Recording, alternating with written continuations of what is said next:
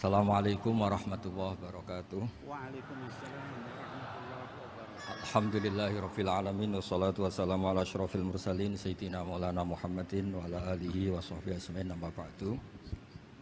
Ingkang sangat kula hormati niki wonten Habib Nabil, semua keluarga besar Habib Mungtir, semua min usulihi wa furuhi sedanten ingkang kula hormati.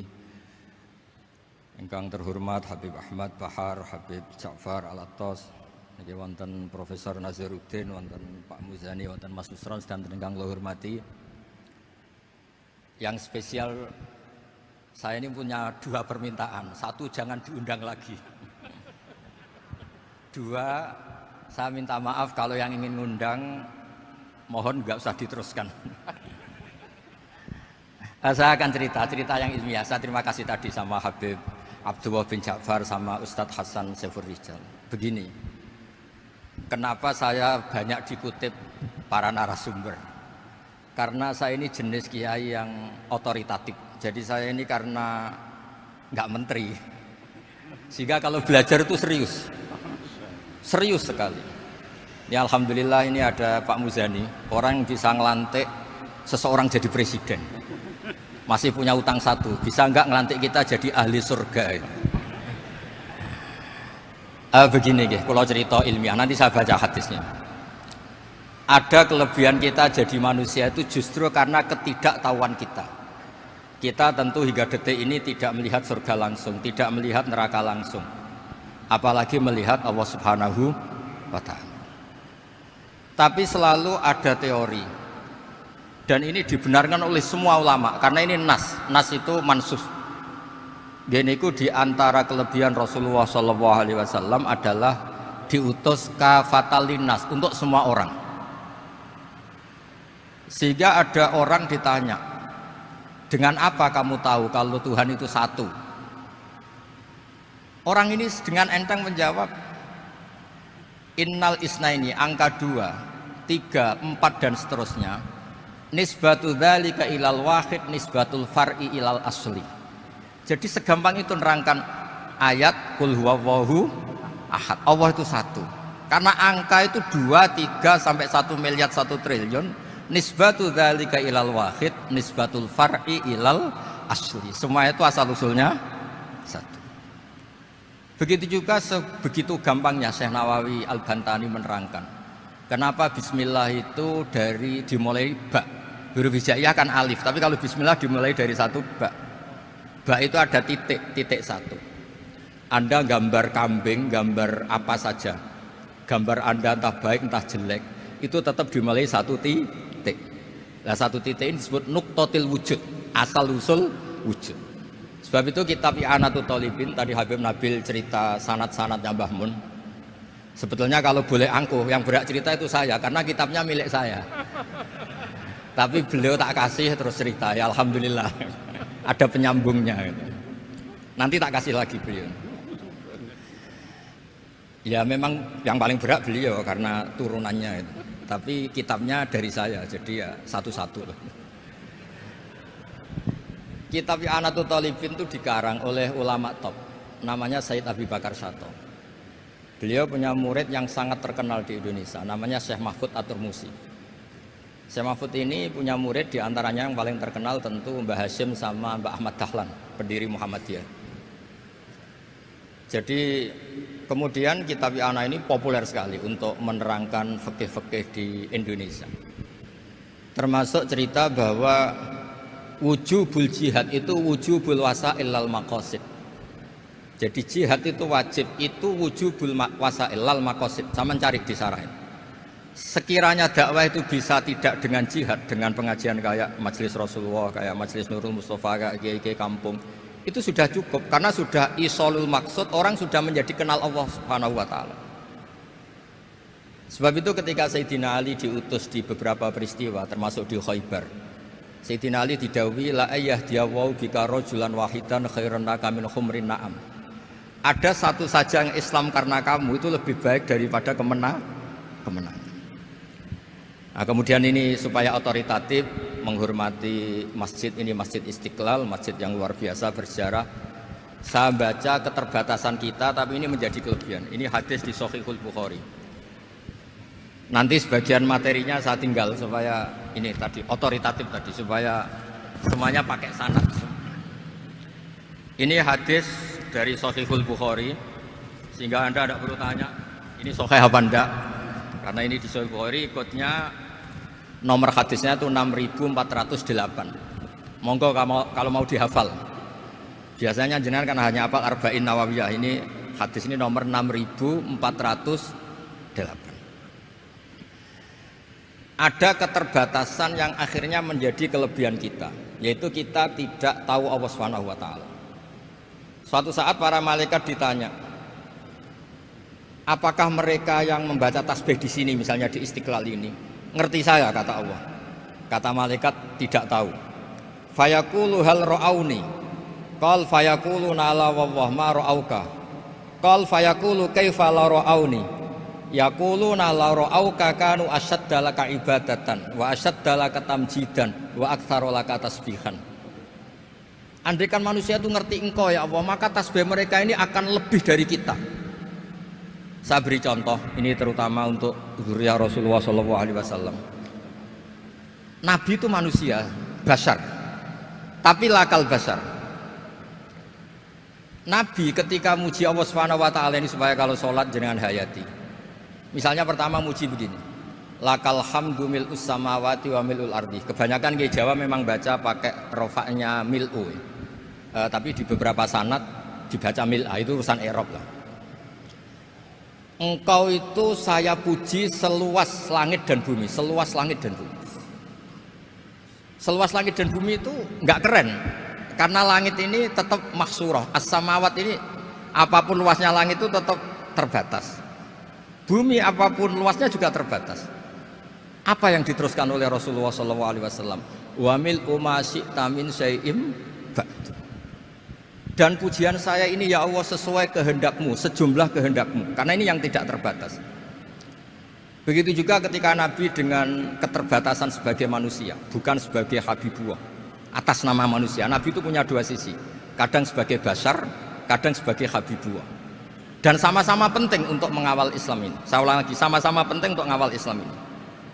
Ketika Nabi sebagai bashar ngendikan begini, la nuhsi Allahumma lakal hamdu hamda yuwafi ni'amaka, misalnya pakai mukhatab, wa yukafi umazidak. Saya memuji engkau ya Allah dengan pujian yang sesuai jumlah nikmatmu, wa yukafi umazidak, dan bisa berserasian dengan tambahan-tambahan nikmatmu. Tapi apapun luasnya nikmat itu terbatas. Sehingga Nabi nambahi, la ukhsi thana'an alaika anta kama atneta ala nafsik. Saya muji ini tidak terhitung, sama sejumlah pujian yang engkau lakukan. La ukhsi atau la nukhsi thana'an alaika anta kama atneta ala nafsik. Sehingga ini kreasi-kreasi Bani Adam yang malaikat itu tidak bisa. Saya ulang lagi, ini kreasi-kreasi Bani Adam yang bakat malaikat itu tidak bisa. Ini saya baca di kitab Fathul Bari, ini sarahnya kitab Bukhari. Kata Imam, ini saya ulang lagi, ini kata Imam Ibnu Hajar al-Asqalani, pensarah terbaik Bukhari. Seperti Shahihul Bukhari itu punya sarah paling terkenal namanya Fathul Bari. Itu gurunya Syekh Zakaria Al-Ansari. Syekh Zakaria itu dikenal sebagai Syekhul Islam. Itu berkahnya punya guru alim banget, kereng. Ibnu Hajar al-Asqalani itu kereng itu keras. Kalau muridnya tidak bisa itu keras sekali, tapi urusan ngaji saja. Terus punya murid itu pinter sekali, namanya Ibnu Hajar al-Haytami. Jadi beliau kalau mau ngaji ya susah, karena gurunya itu alim, nyuruh baca. Kalau mau ngajar ya susah, muridnya itu alim, takut salah. Jadi akhirnya pinter. Orang punya murid alim alama itu kan bingung. Makanya saya tidak suka kalau Profesor Nazar ngaji saya, nanti ngoreksi repot. Sudah gitu Islamnya beliau formal karena Menteri Agama, saya non formal. Lama-lama Islamnya beliau legal, saya ilegal. Kan jadi repot nanti. Makanya tadi tak bully, tak cocokkan. Kalau jenengan Menteri Agama sampai akhirat berarti top. Tapi kayaknya di akhirat saya yang ngelamar jadi Menteri Agama. Tidak, ini enggak penting. Ini hanya gojlokan saja supaya kelihatan bahwa menteri pun juga warga nopo Indonesia. Begini kata Ibnu Hajar Al Asqalani, ini saya baca ya supaya penghormatan saya sama Habib Umar Hafid. Saya ini baca kitab beliau khatam serius, namanya Taujihun Nabi li Mardhati Bari, yang ditulis oleh Ustadz Fahmi bin Ali bin Ubaidun. Saya baca banyak, termasuk ketika beliau punya manhaj yang tidak populer, kata beliau fala buddha antuwattina nafsaka ala annana khudamatu hadal kaun. Kamu harus yakin bahwa tugas kiai, tugas ulama itu khudamatu hadal kaun, mengkhidmati semua alam raya ini. Dan jangan pernah putus asa, misalnya melihat non muslim terus kamu putus asa, ini non muslim enggak. Bisa saja suatu saat rubbama aslama fakhasuna islamu, bisa saja dia Islam fakhasuna Islam. Nah, ini wirasah nabawiyah, karena dulu Nabi ketika dari kampung Abdi Yalil dan disakiti, malaikat Jibal itu usul supaya kampung itu dihabisi, kata Nabi apa? La bal arju ayukhrijawah min aslabihim ma ya'buduwaha wa la yusyriku bihi syai'an. Bisa saja bapaknya masih kafir, anaknya Islam, cucu-cucunya napa? Islam. Kayak apa Nabi itu? Rojaknya Masya Allah. Nah kemudian ini kembali ke tasbih tadi. Kata Ibnu Hajar Al Asqalani, yukhadu min hadal hadis anna dzikral hasil min bani Adam a'la wa asyrafu min adzikri al hasil min al malaikah li husuli dzikril adamin ma akasratis syawaghil wa wujudis sawarif wa sudurihi fi alamil ghaibi bi khilafil malaikati fi dzalika kullih. Jadi kita ini enggak melihat Allah langsung, enggak melihat surga langsung, enggak melihat neraka langsung. Tapi cara kita zikir, wis nak wis di neraka yo nuwangis tenan. Padahal yo ora mesti mlebu neraka, lha nuwangis tenanan. Kayak apa iman kita? Nah, iman seperti ini sesuai kriteria awal sing dikersana Allah, alladzina yu'minuna bil ghaib. Maka andekan saya ini kok dikasih mukasyafah sama Allah untuk melihat surga, saya milih enggak melihat supaya ngikuti yang tetap ghaib. Nanti kalau saya melihat langsung kemudian iman, kata Allah, akeh tunggali aku iman mau melihat itu. Jadi kadang-kadang keterbatasan kita ini penting. Makanya masyhur Nabi pernah ngendikan tuba liman ro'ani wa amanabi, tapi wa tuba liman lam yaroni wa amanabi. Kalau orang melihat saya kemudian iman itu biasa. Ini orang zaman akhir tidak melihat saya tapi iman. Kadang-kadang itu enggak lewat Habib yang ganteng itu enggak, lewat Mudin. Mudin di kampung rapati di duit, ini mulang tauhid ya mandi. Islam itu digawa Habib ya mandi, digawa menteri ya mandi, digawa Mudin ya mandi. Karena Islam itu kafatal, napa kafatal. Nah yang enggak dipunyai malaikat adalah tadi seperti cerita saya tentang Imam Amudi. Segampang itu. Makanya di tradisi pondoknya Mbah Maimun itu ada tradisi qaddimid dirayah ala riwayah. Logika riwayat itu penting karena itu menjadi nyaman. Ya kayak tadi, Allah itu satu. Ketika kita berpikir angka 2, 3 sampai sekian miliar, sekian triliun, nisbatu dzalika ilal wahid, nisbatul far'i ilal asli. Semua itu dibanding angka 1 adalah cabang. Gambar kayak apa ruwetnya, dinisbatkan asal usulnya mesti satu nuktoh, yaitu satu titik. Nah satu titik ini kata pengarang I'anatul Thalibin, bi kana makana wa bi yakunu maya. Nah kemudian terakhir ini enggak boleh lama-lama. Kalau lama-lama nanti sampean pinternya nyanyi saya. Jadi sudah. Tapi enggak apa-apa lah. Saya ini termasuk kiai yang sudah diundang. Ini termasuk Pak MPR, enggak boleh ngundang saya. Pak Nusron apalagi enggak boleh. Itu kalau di kampung sama saya hormat, kalau di sini kok kayak menteri gitu. Menteri betul tapi. Lah gurunya dia itu teman saya gitu. Jadi tanya ini kalau enggak percaya. Makanya kalau sama saya beliau cium tangan, saya sebetulnya ya nggak siap dicium tangan menteri itu nggak siap. Apalagi dihormati Pak Nazar nggak siap lah. Nanti dikira minta haji malah repot. repot. Saya ini tadi bisik-bisik itu urusan ilmu tasawuf, nggak ada urusannya dengan haji. Nah, cocokan. Kenapa beliau suka ilmu tasawuf? Saya kan sering lihat beliau ceramah di TV. Katanya obat Gus obat. Orang kalau belajar tasawuf kan kepenak itu. Kayak wis ahli swarga kan kepenak di tasawuf itu kan memang. Sekarang saya cerita tentang ini karena bidang yang saya tekuni. Ada kitab tentang Ulumul Quran, namanya Al-Mufradat fi Gharibil Quran, dikarang oleh Ar-Raghib Al-Asfihani. Ini kitab luar biasa. Di situ hanya cerita lafat-lafat per kata. Saya tadi sebelum kesini ngajar dulu di pondoknya Beki, Baitul Qurannya Pak Kures, karena memang saya termasuk pengajar di sana. Artinya kalau saya sering ke situ, jangan iri, memang saya termasuk pengajar di sana. Termasuk pengajar yang keren maksudnya. Keren itu artinya pakai referensi, bukan asal. Begini kata kitab itu. Rasulullah SAW itu kan punya nama Muhammad, orang yang banyak sikapnya atau semua sikapnya terpuji. Termasuk ketika sebagai manusia, sama kita termasuk ketika sebagai apa? Manusia. Sebagai manusia aja Nabi gak pernah salah. Begini kata kitab itu. Nabi-nabi yang keren-keren itu, sama lihat di Ahaditsus Syafa'ah, itu masih egois. Ketika ada haulul mauqif, ada prahara mauqif, itu semua Nabi bilang nafsi, nafsi, nafsi, nafsi. Ketika dimintai syafaat bilang nafsi, nafsi. Tapi Rasulullah SAW itu beliau ngendikan ummati, ummati. Dan beliau ketika dimintai syafaat, kata beliau, sudah, analah, saya bisa memberi syafaat. Kata beliau, fa'akhirru lillahi ta'ala sajidan fayaqulu li ya Muhammad irfa' ra'sak wasaltu toh wasfa'tu syafa'. Kayak apa hebatnya Rasulullah SAW? Umumnya para nabi melihat akhirat itu sudah akhir dari semua amal. Itu menurut Nabi Muhammad gak keren. Allah itu gak bisa didikte akhirat. Allah itu Tuhan, tetap yaf'alu ma yasha.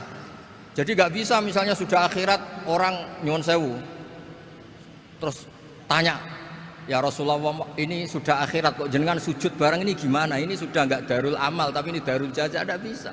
Akhirat gak bisa dibatasi. Karena akhirat gak bisa membatasi Allah, Nabi tetap dengan rileksnya minta sama Allah. Fa ahmaduhu bima hamida 'allamani ya rabbi. Kemudian saat itu saya muji-muji Allah dengan pujian yang luar biasa. Terus kata kitab itu, fa Muhammadun ahmadu min ghairihi. Makanya beliau punya nama Ahmad. Ahmad itu afal tafdil, bukan fi'il mudhari' waqi' mutakallim. Ini pernah madrasah dulu di Kutsian. Tamat. Beliau kalau di rumah hormatnya enggak kayak tadi, lebih dari itu. Tadi di sini pejabat tuh. Sembrono ya di sini itu kelewat itu. Ya tapi enggak apa-apa itu. Tadi sudah dipuji, akhlaknya baik, apa-apa baik, alhamdulillah. Fa Muhammadun ahmadu min ghairihi. Ketika para nabi enggak bisa muji Allah di mahsyar, bahkan mereka itu nyuwun sewu egois, hanya mikir diri sendiri, nafsi-nafsi. Rasulullah Muhammad ini punya nyali untuk muji Allah dan tetap mengajukan permohonan apa? Syafaat. Makanya disebut fa Muhammadun ahmadu min ghairi. Sampeyan lihat di Bukhari, di Muslim. Fa ahmadu fi mahamida 'allamani rabbi. Tetap muji-muji Allah. Nah, bukti bahwa teori saya benar dan otoritatif adalah yang enggak bisa hilang di surga itu juga wiridan. Ketika kita masuk surga, apa kita kegiatannya? Da'wahum fiha subhanakallahumma wa tahiyyatuhum fiha salam wa akhiru da'wahum alhamdulillahi rabbil alamin. Nah, kemudian ini juga yang terus kemudian dinyatakan al-baqiyatus sholihat. Ini kalimat-kalimat yang abadi. Karena apa? Di dunia ya kita bilang subhanallah alhamdulillah, di akhirat dia bilang subhanallah. Kayak apa kerennya kita sebagai Bani Adam? Nah, makanya disebut alladzina yu'minuna bil ghaibi. Wong tidak melihat Allah, tidak melihat surga, tidak melihat neraka, tapi iman kita ini kayak iman sing musyahadah. Iman sing hakul yakin, ainul yakin. Kenapa demikian? Ya karena tadi kita diajari terus menerus oleh Rasulullah SAW. Yang terakhir saya cerita mukjizat. Ini juga terkait dengan betapa mudahnya hadaddin ini di logika, dicerna. Kata Rasulullah SAW, sabda Nabi di hadis, salang lagi ini hadis sahih di bab awal Fadailul Quran di Sahihul Bukhari. Dicek, kalau nggak percaya dicek. Ma minal anbiya'i nabiyyun illa u'tiya minal ayati ma misluhu amana alaihi bashar. Wa innama kana alladhi utitu wahyan auhahu wa ilayya fa arju an akuna aktsarahum tabi'an yaumal qiyamah. Enggak ada nabi kemudian kecuali dikasih wahyu, dikasih mukjizat. Dan mukjizat ini dahsyat sehingga orang itu dipaksa iman. Kayak Nabi Soleh ada unta besar keluar dari batu. Nabi Musa punya tongkat dipukulkan ke Laut Merah langsung menyibak jadi daratan. Tapi kata Nabi Muhammad SAW, saya itu tidak punya mukjizat kayak itu, juga gak ingin. Saya ini dikasih mukjizat Al-Quran, dan saya berharap karena mukjizat Quran ini adalah terus kemudian umatku menjadi yang terbanyak ila yaumil ya. Sekarang kita berlogika, ini kata kitab Fathul Bari lagi, kita berlogika, a'jaza yu'jizu i'jazan, sesuatu yang menjadikan orang lain gak mampu disebut i'jaz. Kemudian karena ayat menjadi mukjizat, sesuatu yang kita sepakat tidak mampu. Nah kalau itu masalahnya, tongkat dipukulkan laut kemudian menjadi kering, kita mampu enggak? Enggak kan? Tapi pertanyaannya, Anda bikin nyamuk mampu enggak? Enggak kan? Anda bikin sapi, bikin unta mampu enggak? Enggak kan? Makanya Nabi Muhammad SAW cukup, sudahlah kamu itu manusia, bahkan sekedar menciptakan lalat itu enggak bisa. Inna Allaha la yastahi ayyadriba mathalam ma'aba'udatan fama fawqaha. Kemudian mukjizat ini sama Nabi dicontohkan hal-hal yang keseharian kita. Wa min ayatihil lailu wan naharu wasyamsu wal qamar. Sekarang peristiwa laut dibelah Nabi Musa dengan matahari yang enggak pernah turun mesin, itu keren mana coba? Keren matahari yang enggak pernah turun mesin. Terus kata Ibnu Hajar Al-Asqalani, li'annal mu'jizat al-madiyah kanat khisyatan tusyahadu bil absor kana qati soleh wa asa Musa wa mu'jizatul Qur'an tusyahadu bil basirah fakana man yattabi'uhu atau yatba'uhu li ajliha aksar fa innal ladhi yusyahadu bil absor yang qaridu bingkiradi musyahidihi wal ladhi yusyahadu bil basirah bakin, ya saya ulang lagi, bakin, ya bagian terus disaksikan orang sing ja'a badal awali mustamirran. Begini logikanya, mukjizat kayak nakoti soleh atau aso Musa yang terkenal. Saya andaikan jadi umatnya Nabi Musa terus dikasih tongkat itu, terus bisa apa coba? Ketika kita punya utang disuruh nyaur, ya nggak bisa dipakai jaminan kan. Sudah gitu orang tanya ini asli apa enggak, kalau asli buktikan, kan ya repot. Tapi kalau kita jadi umatnya Rasulullah SAW ditunggoni Quran, punya banyak masalah resepnya sabar. Kalau nggak bisa sabar ya nyari kiai-kiai tukang ijazah, anak menodongannya mandi. Karena orang mensifati Allah itu macam-macam. Makanya saya pastikan nggak ada agama yang mengajarkan rasional kayak agama Islam. Makanya liqaumi yaqilun liqaumi yatafakkarun. Coba misalnya nyamuk. Kamu bikin nyamuk tidak bisa kan? Nyamuk punya organ tubuh kecil, organ tubuhnya punya urat. Kamu mikirnya kayak apa? Sekedar bikin patungnya saja tidak bisa, apalagi bikin nyamuk. Jadi untuk mengakui kudrohnya Allah yang tidak terbatas dan kita lemah, itu tidak usah nunggu peristiwa kayak terbelahnya laut. Cukup wa ma min dabbatin fil ardi wala ta'ir yatiru bi janahihi illa umamun amsalukum inna fi khalqis samawati wal ardi waqtilafil laili wan nahar, seterusnya la ayatil liqaumi yaqil. Nah gara-gara pola yang diajarkan Nabi itu ila yaumil qiyamah orang tetap Islam karena nyaman dengan kepastian mukjizat ini baqiyah ila yaumil qiyamah. Itu kayak apa baiknya Nabi. Makanya saya suka tadi burda yang dibaca. Ada ulama kayak Muhammad bin Said Al-Busiri yang ngarang burda. Itu kalau berpikir itu sederhana. Ngeten lho Gusti, malah nerangno pangeran. Lama da'awa da'ina li ta'ati bi akramir rusli kuna akramal umami. Ngeten lho Gusti, karena Rasul Muhammad itu terbaik, ya logikanya umatnya juga terbaik. Jadi lama da'awa da'ina li ta'atihi bi akramir rusli mesti kuna akramal umami. Jadi burda ini saking manjanya sama Allah sampai bilang gini. Wala yadhiqa Rasulullah jahuka bi idzal karimu tajalla bismimun takimi. Ya Allah, engkau telah menamai Nabi engkau itu Raufur Rahim, yang penuh kasih sayang, yang sohibus syafa'ah. Maka ketika engkau ingin nyiksa kami dengan alasan engkau ini al-muntakim, dat yang bisa nyiksa orang maksiat, jenengan harus ingat ya Allah bahwa Nabi kita itu Nabi yang engkau gelari Raufur Rahim. Ya kalau gitu jangan jadi nyiksa. Terus gunanya apa digelari Raufur Rahim ra iso nyafaati gitu. Itu jenenge wala yadhiqa Rasulullah jahuka bi idzal karimu tajalla bismi muntah. Terus fa inna min judika dunya wa darrataha wa min ulumika imal lauhi wal qalam. Dan itu juga yang dibuktikan Rasulullah SAW. Sampai beliau ngendikan likulli nabiyyin da'watun mustajabah wa akhtabi da'wati syafa'atan ummati yaumal qiyamah. Semua nabi itu punya doa yang mustajab dan semuanya sudah dipakai di dunia. Tapi saya menyimpan jatah itu supaya saya tetap punya hak syafaat fi yaumil qiyamah. Terus ini bukti-bukti bahwa ilmu yang selama ini diajarkan para habaib, para kiai itu otoritatif. Saya hanya bantu jenengan memastikan kalau hadis itu sahih dimaknai oleh ulama-ulama yang kredibel. Ya, perjanjian terakhir tadi. Saya ini termasuk kiai yang sregep, tanya Mas Nusron, Pak Muzani juga pernah ke rumah saya. Meja saya itu isinya ya kitab. Habib Nabil pernah ke kamar, isinya kitab. Jadi kalau jenengan ngundang saya itu berhadap-hadapan sama hukumnya Allah, yaitu ganggu orang belajar gitu aja. Mohon ngoten mawon. Assalamualaikum warahmatullahi wabarakatuh.